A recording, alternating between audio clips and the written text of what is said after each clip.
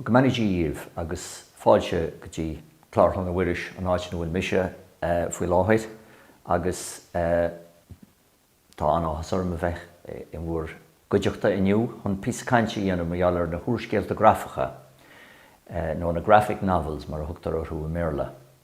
Ar nói is tíorma é sin atá conspóideach go mhaith mar bíon daoine rá go raidhrí an áirde atá baint leis an tíorma sin go rud ardnósacha a bheith gléoch Úrscéal Grafacha ar leabhar nach bhfuil deireadh ar a camicí. Ach is cum ar bhealach faoin díospóireacht sin tugtar an dá rud orthú inis sa látáin Bháin agus má hain túisteach go dtí siopa ar nós Forbidden Planet I maileáid Lia mar hampla béis siad a caint ar camicí agus ar Úrscéal Grafacha san éon aber Bháin. So dá bhrí sin mar thoilíarú beag ar sin beidir beagúin cúpla focail rá faoi céhiad nó cad atá gceist le Úrscéal Grafacha. Agus go hiondúil is scéalta iad atá beag an níos casta ná mar an rud a deiceá I gamic. Bhí taithí agan nuair a bhí muidir gaiirí suas ar de bíó agus de dendaí agus rudí an cinál sin bhfuil man leithe ar aon chuí. Ach sa látáin Bháin tá na Úrscéal Grafacha beag níos sophisticúla agus bíonn siad níos fuide á thaobh legan amach agus thaobh an scéal ó agus bíonn ábhar níos trumme agus níos tromchúsaí dá bhlé an tú. So leis na Úrscéal Grafacha bíonn pictúr I gceist. Sin éon chial a bhanas leis an grafach in san rud. Agus insiad an scéal go príomha tríd na pictúr. Agus iníú sin curtar téacs agus contas ratha isteach. So sin an áit ina bhfuil an chosúlacht leis na camicí. Agus le tamil go bhlianta nuas tá sé seo a gaiirí an sophisticúil ar fad. Ach sé an préomha agus stair an chorthaige seo, siar ar feina mílte bliain. Rud a chur an intas ar gcuine. Ach bhád siar in áit chuir nós an Assyria mar hampla, 800 bliain roimh Chríost, bhí rí an sin, agus bhí sé carpanéal ar alaí a fáileáis. I gcint sin scéalta mar gheall ar stair a chinne, agus stair na háite, agus a stair héin. Agus níos fuide an bhí rudaí ar nós an tápéis Béo mar hampla. Scéal na Normanach, ionsaí na Normanach ar hasanna á insint ar I bhfuir an pictúr. Agus inéireann in ardíir héin, bhí na Crisna Arda agan, na Crosna Arda ar nós Cris Wiradaí mar hampla, agus insiad tar scéalta I bhfuir an pictúr ar na Crosna sin. Dá bhrí sin ní héon rud nua ar bhealach a bheith gin sin scéal I bhfuir an pictúr. Ag an am chéine an rud atá faoi cabbage legan inniu is rud seniúil ar leithe, so ba muid ag díriú ar sin. Ach ar chuir beh tuige muid go déan an chorchaige seo a bhád siar. Le linn fiche huiis mar hampla rinneú forbairt go leor ar camicí agus ar frontáil goiteine, agus tháinig go leor camicí chun céin go háirithe America. Ba America I dosach a chur tús le camicí nó Úrscéal Grafacha. Agus bhí na sárléachra an. Agus a sétá gceist le sárléach ná duine nó charachtar atá cosú le duine ach go bhfuil cuachtaí ar le ag an duine sin. Cuachtaí breise gur féidir leis an duine rudaí dhéanú nach féidir le mi sin ná tosaí dhéanú. So dá bhrí sin tháinig forbairt ar sin, mar haine sé le daoine. Cinál escapism a bhí gceist le Úrscéal Grafacha. Agus bhí daoine a géirí na míranna éagsúla a léamh agus hagadtí semach ó am go chéile go mísúil nó go caiiciisiúil nó go seachtainúil agus bhíocht daoine ag dúil go mór leis a géad agrán eile. So cuid gona cin bhó a gur rachirteú ar nói ná Batman mar hampla. Agus tá an taithí ag daoine ar Batman agus tá Batman fós ag go raibh go hintach. So seo Úrscéal Grafach rís an nua aimsire go cuid Batman. Agus fecinn si bhar nói bhfuil Batman é héin lárnach sa choirí láthair agus sa fictúr agus éar chúl freisin agus tá cuma an tarléach éir nach bhfuil. Agus má bhreaníonn tú taobhistí fecinn tú an leagan na maithatar an scéal anna chuid pictúr bheoga agus contas ratha an sin na boscaí sin agus PC cainte agus mar sin. So sin cean amháin. Now seo cean níos ísle ar níos lú go Batman. Seo comic ceart. Tá sé níos lú ar go leor bailís níos giúra agus ní lánach éon bhí amháin go scéal agus caiith tú an chéad chean eile a cheannach an sin le leanach raibh leis an scéal. Sáirlaoch eile gur a clú agus rachar agus tá go leor sconán déanta faoi ar nós Batman héin. Ná Spider-Man. Agus seo cean a rinneú ar cean go na sconáin Spider-Man. Seo an scéal ó hús go deire chur síos ar ábhar chuid go na sconáin sin. Agus ar nói tá Marvel an cólacht a chur amach an cean sin. Is sé DC an cólacht atá plé le Batman agus mar sin. Agus a caiintear sconáin tugann sconáin an a chuid ábhar dúin chun Úrscéal Grafach a comú. So seo cean The Planet of the Apes agus seo an sconáin sin i scéal gearr pictúra. So ag dal raibhhaid sin bheocht duine chur ceistir héin, bhfuil cén bhain se tá ige sin le Gaeilge. Agus sin fágur tugu an chorú gomsa labhairt faoi sin ná go bhfuil rins Úrscéal Grafach a fáilte agamsa an Ghaeilge le 20 bliana nuas. Agus ba dhéon céad ceanna churmuid ar fáil ná an sclábhaí. Agus séad a bhí an sin ná contas saolaíoch go mhaith caithim mé adháil ar scéal níomh páric.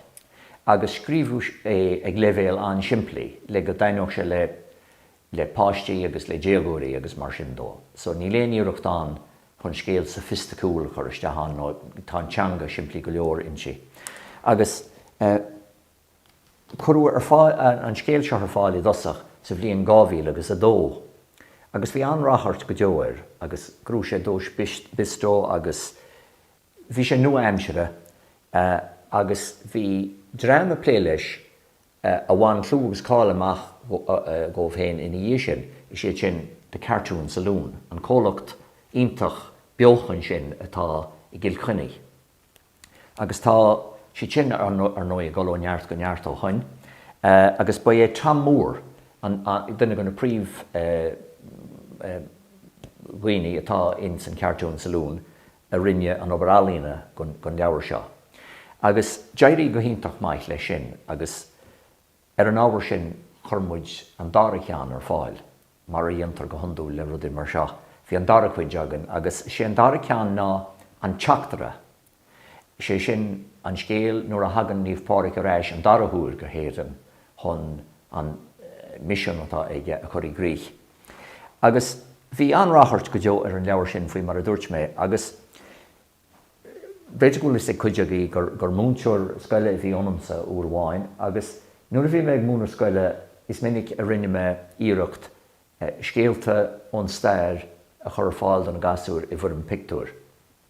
Agus an tam sin ní amháin ach an olrathóir nó an photocopier agan agus bhí ar an picturí a gramú go leathanach A4 agus ina dhé sin scéal scríbhaisteach go láimh ar an rud sin. So rinne mé cean faoin táin agus rinne mé cean faoin nolaigh agus cean faoin níomh páric agus mar sin. Agus is éis sin a tháinig an smíonú gom go bhféadfadh muid Úrscéal Grafach a dhéanamh an Ghaeilge. Bhí méid fáilteú leabhar do fáistí faoin am sin, thosaigh muid i lár na nóchuidí. A chur chuoibh nuair a bhí an sclábhaí agus an teachtar a déanta againn bhaithé mé gur bhhailm tríalhaint as cean go bhórscéalta na Ghaeilge.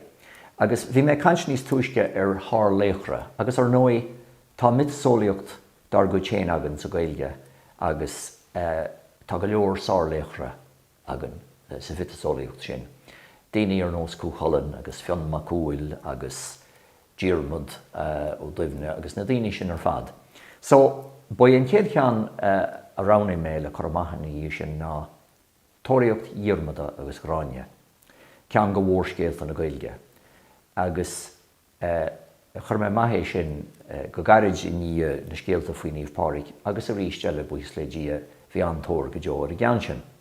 Agus deirigh chomh maiith sin leis gur chinméin sin dul réile sin tionscanmh, agus bu an céad ceanna le rinne muidirní sin ná an táin. Ná sé sin táin bó cúilne. Tá an táin bó cúilne ar ceann go na scéalta is cuimsithe a scríbhú síos a riomh an Ghaeilge, agus is scéal anna chasta atá an. Go dtibh an héin ní scéal amháin atá an. Tá scéal na tána héin gearg maith faoi mar tharlaíonn sé. Ach banan sé le genre sa ditríoch Ghaeilge ar a dtugtar an róiríocht. Agus tá an ilmid scéalta le fáil in san róiríocht. Agus is siirtá an ná go bhfuil na réamhscéalta agan, na scéalta faoin na charachtar a chastar orann sa táin, ach a chuir na lí ar an céhíad na daoine seo, agus cé a dánig siad agus cén chuí ar tharla sé go raibh siad an seo nó an siúd. Agus is cinál réamhholmhúcháin atá na scéalta sin ar fad go scéal na tána héin. Agus in dhí sin tá na híorscéalta, na scéalta a hagans i níon na tána héin. Agus ar nói tá marú chuchalan ar ceanganna híorscéalta sin. Tá breth chuchalan ar ceanganna réamhscéalta sin. So nuair a tháinig sé go dtí an puinte gur ormsa an táin a chur fáil i bhfuil am Úrscéal Grafach, bhí orm gaidiú beag dhéana ó na réamhscéalta agus gaidiú beag eile ó na híorscéalta le go mbeadh tús lár agus deire leis an Úrscéal Grafach seo an táin. So á mbeidh sé le déanamh agam a ríist, féach sé a gáin ó thríarúd níos fuide ná mar atá. Ach ag an nám bhí sé an chostasach leabhar mar seach chur fáil, agus bhí siad lán daite, agus bhí daoine le híoch agus a riile. So dá bhrí sin bhí orm chungúisteach git beag le go mbeadh an ara críochnaithe agan. Agus bhí sé sin déint agam faoin bhliain 2006, agus táthas orm marrá go raibh go hiontach leis agus gur grú sé gradam i thuúlháin a bhlí sin, agus bhí an bronnú sin in idir chulm chiile, bu é Brian Friel rinne an bronnú an óir mór, an óir an mhór gomsa. Agus tá mé cinnte go bhfuil an leabhar feici go leorach i hena féin, but seo an táin mar tháinig sé amach. Agus tá anrachart go deor an leabhar sin, tá 10,000 cóp an leabhar sin díalta, agus tá sé díal i gcónaí. Agus tá sé imí ar fud na crinne. Tá sé imí go dtí ollscoileanna, tá sé imí go dtí bailithirí camicí, tá sé imí go dtí daoine nach bhfuil focail Gaeilge ina bluice acu. Ach is cuma fad agus atá sé gimocht. Ar chuir bích bine an táin. Agus chuí cáil an leabhar i bhfad is i dhéin, agus bhí dream sa teapáin go raibh mise pléileo bhí ran Gaeilge agus bhí siad a fólam Gaeilge, seapánaí na daoine seachanis. Agus chuir siad an sim go deo in sna leabhar de fáistí a bhí chutha maithagamsa, agus rinneadar chuide acu sin a chur fáil sa teapánis. Ina dhí sin dír siad ormsa me cead acu an táin a chur fáil sa teapánis.